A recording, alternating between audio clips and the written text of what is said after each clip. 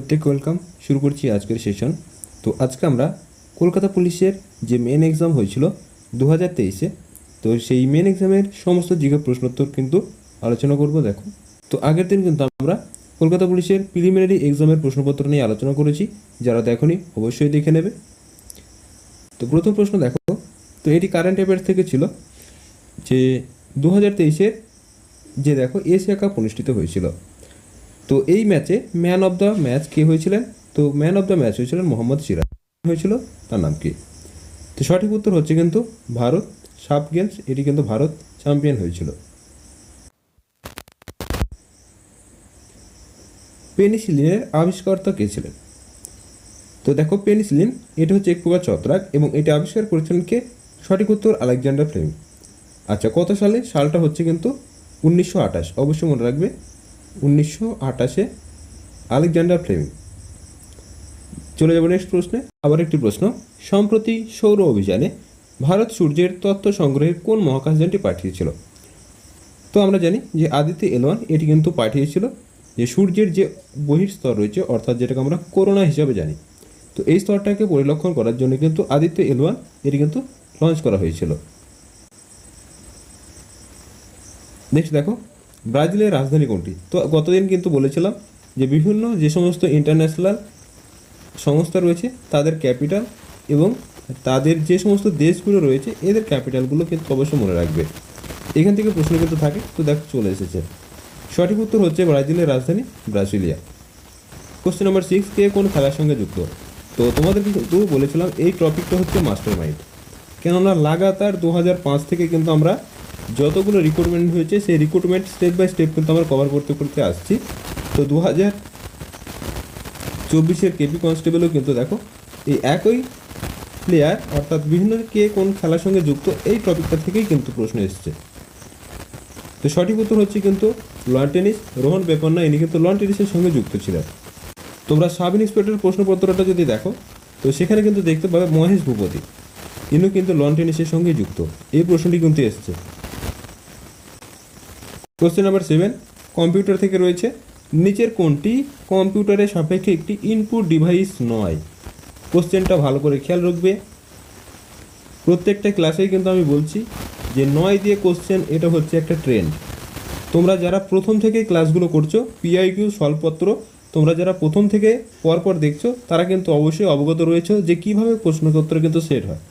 তো এই 9 জাতক দিয়ে কিন্তু 2 থেকে 3টে প্রশ্ন তোমরা এক্সামে 100% পাবে, এটুকু বলে রাখি। তো দেখো, ইনপুট ডিভাইস নয় তার মানে হচ্ছে আউটপুট। তো আউটপুট হচ্ছে কিন্তু প্রিন্টার। তো অবশ্যই মনে রাখবে, যেগুলো আউটপুট অর্থাৎ বাইরে বেরিয়ে আসে, তো প্রিন্ট আউট করলে কি হয়, প্রিন্ট আউট হয়ে যায়, বাইরে চলে আসে, এই জন্য এটাকে বলা হচ্ছে আউটপুট।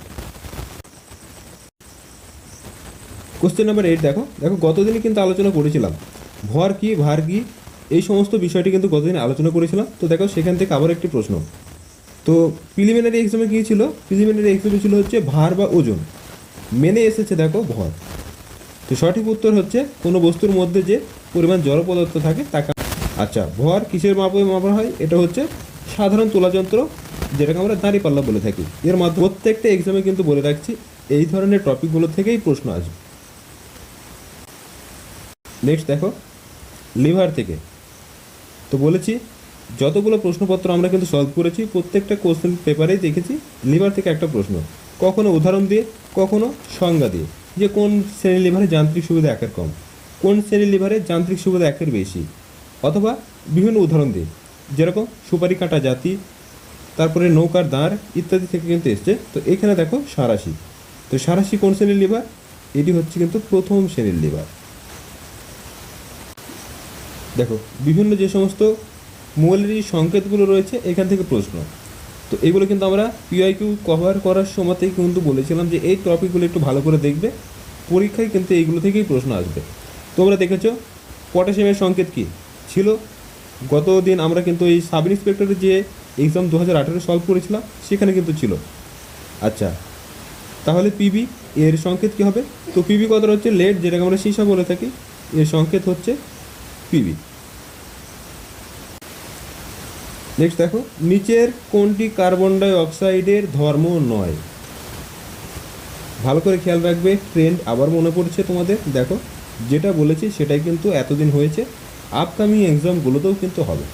লাগাতার এই ট্রেন্ড কিন্তু একটা নির্দিষ্ট নিয়ম মেনে ওরা কিন্তু ফলো করে, 2 থেকে 3টে প্রশ্ন থাকবেই থাকবে। তো সঠিক উত্তর হচ্ছে দেখো স্বাধীন। তো এটি কিন্তু ধর্ম নয়। কোশ্চেন নাম্বার 12, নাগানন্দ রত্নাবলী প্রিয়দর্শিকা গ্রন্থগুলি কিন্তু বহুবার আলোচনা করেছে যে এই গ্রন্থগুলি রচনা করেছিলেন কে? হর্ষবর্ধন। নেক্সট দেখো কোশ্চেন নাম্বার 13, কুষাণ সম্রাট কনিষ্কের রাজধানী কোথায় ছিল? তো এই সমস্ত রাজবংশ থেকে কিন্তু লাগাতার প্রশ্নপত্র কিন্তু আসে।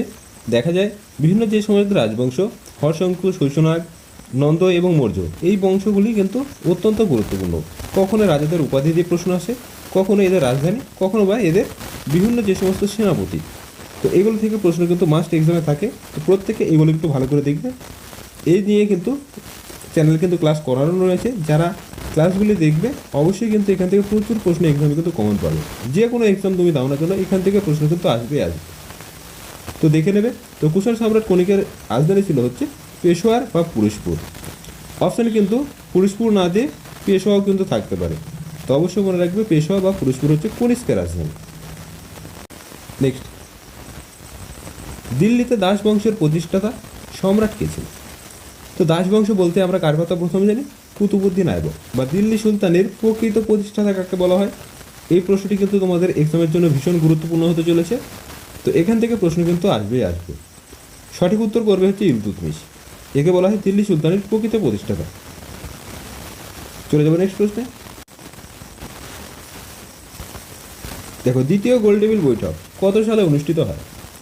তো গোলটেবিল বৈঠক নিয়ে কিন্তু বিভিন্ন যে সমস্ত আমাদের মক টেস্টগুলো হয়েছিল, অর্থাৎ 73+ কিন্তু মক টেস্ট হয়েছে।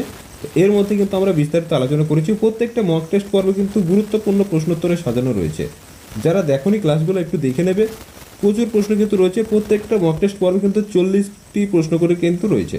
তো দেখো, দ্বিতীয় গোলটেবিল বৈঠক এটা হয়েছিল 1931। আচ্ছা, প্রথমটা কত হয়েছিল? প্রথমটা হয়েছিল 30-এ এবং শেষ যেটা হয়েছিল সেটা হচ্ছে 32-এ। এবং এই 32-এ কিন্তু গান্ধী এবং আম্বেদকরের মধ্যে পুনা চুক্তি এটি কিন্তু স্বাক্ষরিত হয়েছিল। এক্সাম কিন্তু আসতে পারে, এটি অবশ্যই মনে রাখবে যে কোন গোল টেবিলে কী কী সিদ্ধান্ত নেওয়া হয়েছিল, এটি একটু জেনে রাখবে। কোয়েশ্চেন নাম্বার 16, দেখো প্রশ্নটি কিন্তু ভীষণ গুরুত্বপূর্ণ বলেছিলাম এবং দেখো এটি পিওয়াইকিউ বা পিওয়াইসিআর কোশ্চেন রিপিটেড।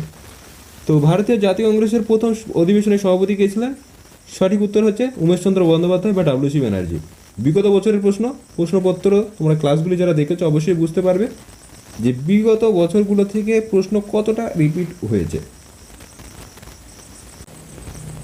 নেক্সট দেখো, সত্যবিলাপ নীতি। আবারও আমরা রেলপথ পড়েছি, সত্যবিলাপ নীতি পড়েছি। তো দেখো কে? লর্ড ডালহৌসি। সঠিক উত্তর হচ্ছে লর্ড ডালহৌসি। ইনি কিন্তু সত্যবিলাপ নীতি প্রণয়ন করেছিলেন।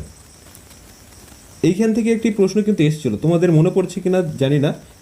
আমরা এই মর্মে পড়েছিলাম যে জয়পুর, সম্বলপুর, করলি, ঝাঁসি, নাগপুর এবং সাঁতরা, তো এইগুলি ডালহৌসি কোন নীতি দ্বারা গৃহীত করেছিল বা গ্রহণ করেছিল?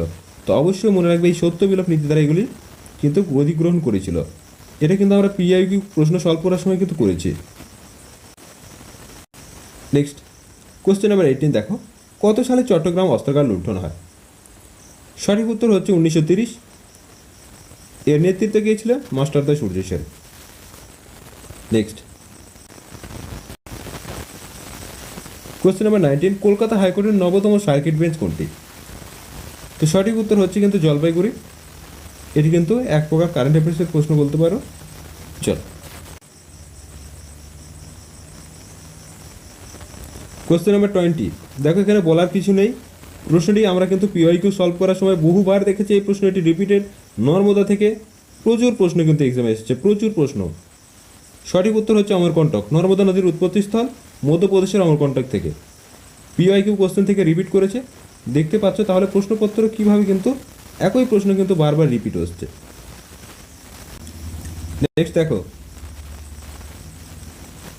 নাম্বার 21, এটিও কিন্তু রিপিটেড। আমরা আকরিক থেকে প্রশ্ন পড়েছিলাম, হেমাটাইট, ম্যাগনেটাইট, এগুলো কিন্তু এসেছিল যে নিচের কোনটি লোহার আকরিক পড়েছিলাম। সেখানে কিন্তু ম্যাগনেটাইট ছিল না, হেমাটাইট ছিল, তাই আমরা হেমাটাইট অ্যান্সার করেছিলাম। ঠিক মেনে দেখো কি এসছে, মেনে হেমাটাইটটা না দিয়ে ম্যাগনেটাইট এসছে। তো সঠিক উত্তর আকরিক লোহা থেকে তোমরা কিন্তু একটি প্রশ্ন অবশ্যই পাবে। নাম্বার 22, ভাকরানাঙ্গাল জলবিদ্যুৎ প্রকল্প বহুবার করিয়েছি এবং বহুবার দেখো এই প্রশ্নটি কিন্তু এসছে। সঠিক উত্তর হচ্ছে কোথায়? শতদ্রু। কোন রাজ্যে রয়েছে? পাঞ্জাবে। তো সতলেজ বা শতদ্রু এটি কিন্তু ভারতের বৃহত্তম নদী পরিকল্পনা। অবশ্যই মনে রাখবে ভারতের বৃহত্তম নদী পরিকল্পনা ভাকরানাঙ্গা, যেটি শতদ্রু নদীতে পাঞ্জাবে অবস্থিত। কোশ্চেন নাম্বার 23, নিচের কোন প্রাণীটির দেহে মুক্ত সংবহন তন্ত্র দেখা যায় না? আবারও কিন্তু দেখা যায় না। দেখো আমরা কিন্তু 3 থেকে 4টে প্রশ্ন কিন্তু এরকম দেখলাম। তো সঠিক উত্তর হচ্ছে কেঁচো। অবশ্যই মনে রাখবে। তো মুক্ত সংবহন তন্ত্র দেখা যায় না মানে কি? বদ্ধ সংবহন তন্ত্র। তো কেঁচো কিন্তু সঠিক উত্তর। লাগাতার কিন্তু প্রশ্ন এই ধরনের থাকবে তোমাদের একটা। আবারও বলছি, প্রত্যেকে সতর্কভাবে। মানব দেহের কোন অংশে উপস্থিত থাকে? তো দেখো রড কোষ এবং কোন কোষ হচ্ছে আমাদের মানবদেহের চোখে অবস্থিত দুটি কোষ। তো এটি কোথায় থেকে? রেটিনাতে। তো মনে রাখবে রড কোষ আমরা রাতে রড লাইট জ্বালাই, তাই এটি রাতে দেখতে সাহায্য করে, এবং কোন কোষ হচ্ছে দিনের বেলা দেখতে সাহায্য করে। এক্সামে এই দুটো প্রশ্ন কিন্তু ভেঙে ভেঙেও জিজ্ঞাসা করা হয় অনেক সময়, তাই মনে রাখবে রাতে রড জ্বলে, অর্থাৎ রড লাইটের জন্য রাতে আমরা দেখতে পাই, তাই রড কোষ আমাদের চোখে রাতের।